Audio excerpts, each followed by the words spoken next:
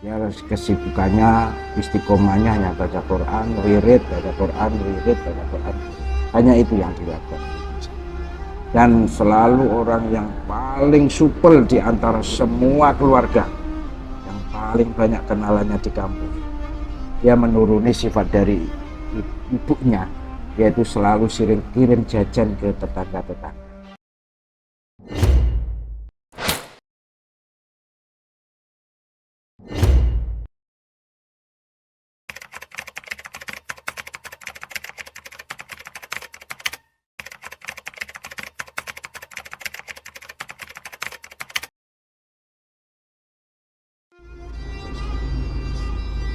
Nah, satu lagi pertanyaan yang belum saya jawab dari biografi ibu saya, beliau Ibu Rehana binti Imam Khalil. Beliau putra nomor ketiga dari ibu yang kedua, putra ketiga dari ibu yang dari ibu yang ketiga, putra ketiga dari ibu yang ketiga juga. Yang pertama adalah Ibu Rohmah sebagai ibunda beliau, Kiai Haji Rafiq Mabrur. Kemudian yang kedua Ibu Budi Rofiah, garwa dari Kiai Hamid bin Ahmad, kakanda dari Kiai Abdul Rahim. Yang ketiga baru melahirkan. Bersamaan ketika simbah dari ibu dari Budi Rohmah meninggal, beliau menikah dengan seorang istri dari Lodan dan hanya baru punya anak satu. Beliau Budi Rofiq menikah lagi dengan simbah Rofiatul Adawiyah, jenenge Mbah Rob. Beliau melahirkan ibu saya. Baru istri yang kedua melahirkan. Tidak ada 1 tahun, jadi selatnya umur tidak selisih banyak. Tapi tetap tua ibu saya, karena menurut urutan bukan ibu yang diurut tapi umur. Dari ibu yang keberapa atau berapa. Jadi sehingga saya bilang ke Mbah Umar, Pak Ali, Usmat panggil saya Kak. Itu yang terjadi. Tapi mayoritas orang-orang jarang tahunya putranya Mbah Imam.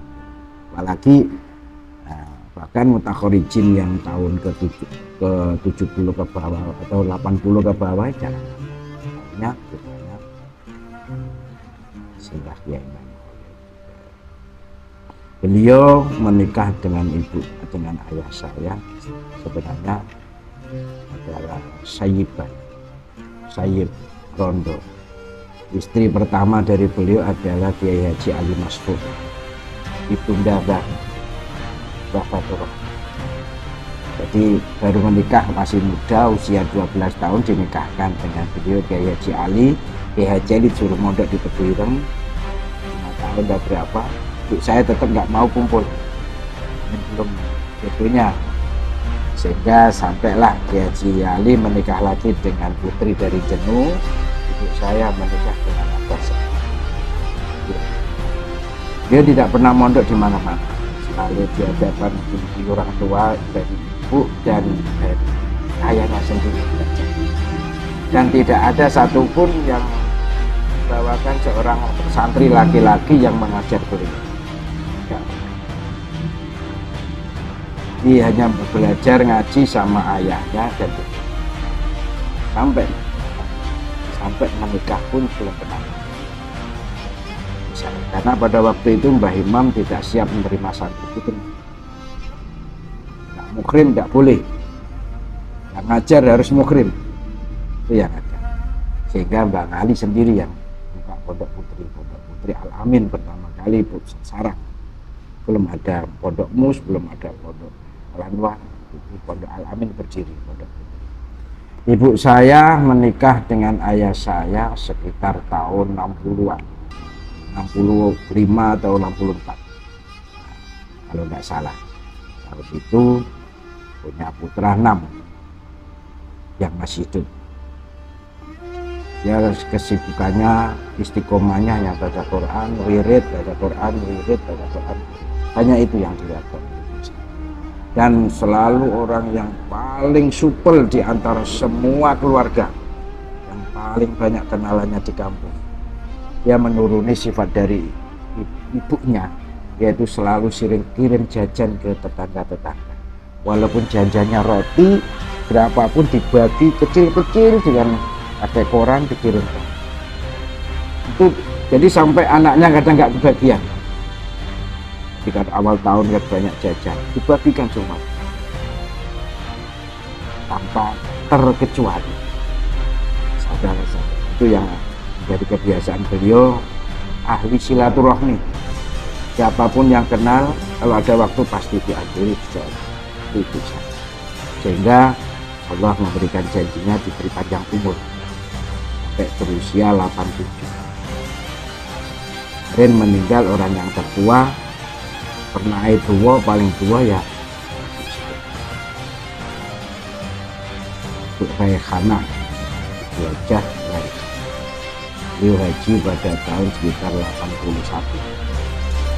Haji bersama Haji Fakih Imam dan saudara-saudara.